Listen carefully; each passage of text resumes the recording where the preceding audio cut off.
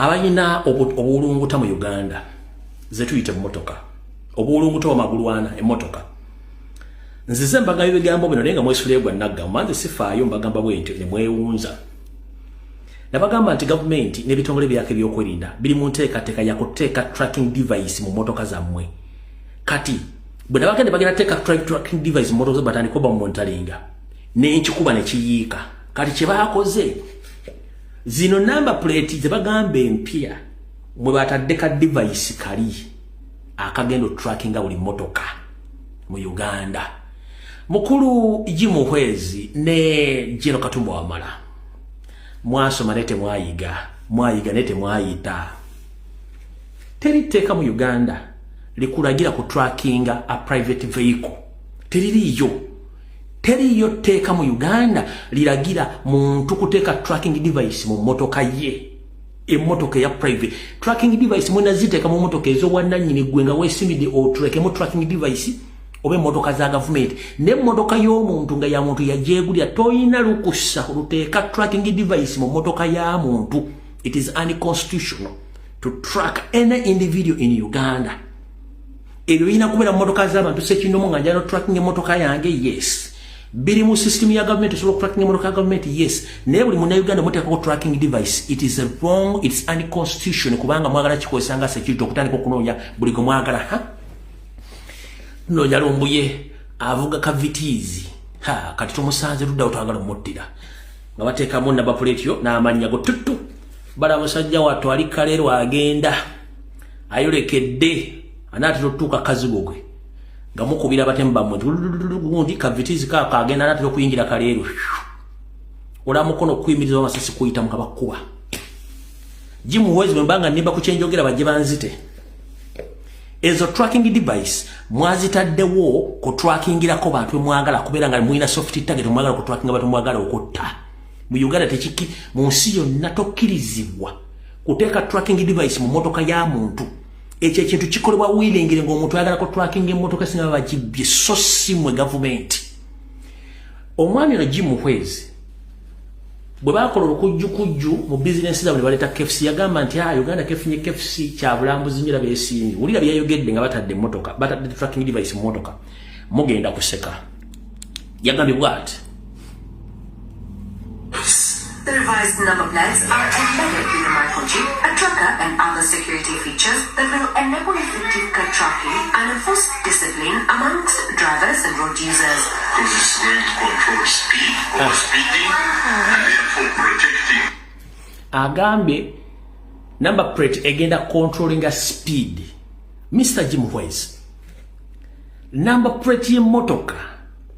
Yeringa identification eina mechanism chi esobola okuyimiri ekendeza speed ku accelerator ye moto kuba ku ingini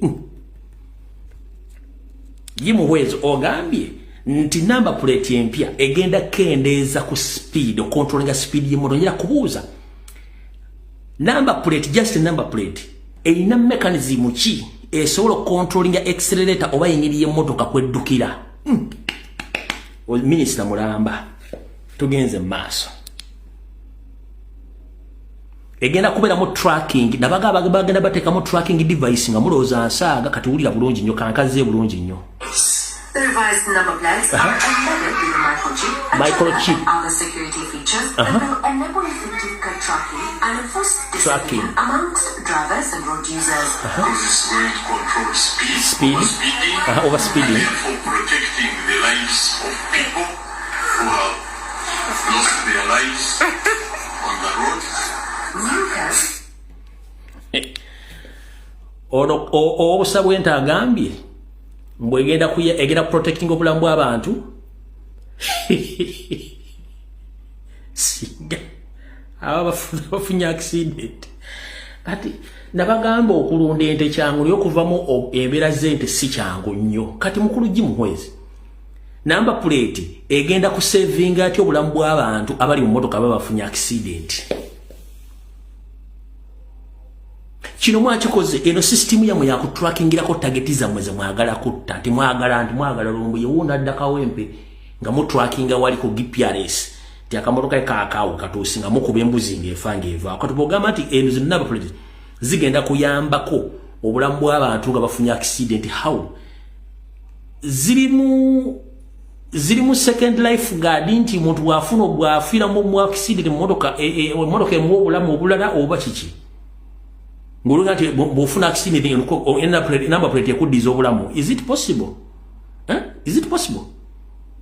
Mugambe kimu kano ka device ke mwatadde ekinjawulo bagamba mwatadde mu test justice mwatande kikampuni nga kireta speed governor ekyo nakyo mwakiwulira baleta kikampuni kyenyini nga kikola speed governor bano benyini benyini kati kampuni ya speed governor yalagawa kati ate Uganda baprete egenda okugoverninga speed ate nga mwatadde mu tracking device ate nakibalaga wiiki eri yenyini ewone bagamba nti kana akantu akabbula akakisa tracking device nakibagambiro nga wulira. The revised number plates are embedded in the microchip, a tracker and other security features that will enable effective car tracking and enforce discipline amongst drivers and road users. Because it's going to control speed, speed.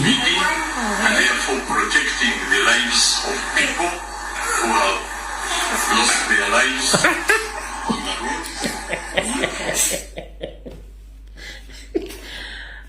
N'amaplate za Uganda zigenda protecting abantu abafiiriddwako obulamu bwabwe nga bali mu accident mu mmotoka.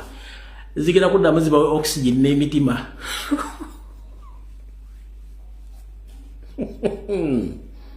Teri neggwanga okulunda ente kyangu niyo okuvaamu embeera z'ente si kyangu. Ono gayi kati ne bafuga eggwanga balifuza emyaka 4 bano kanga baddiremu zigenda bayamba kukuba ku obulamu bwabwe okubaddiza obulamu bwabwe nga mufudde mufunye accident mu motoka nkanga baddiremu.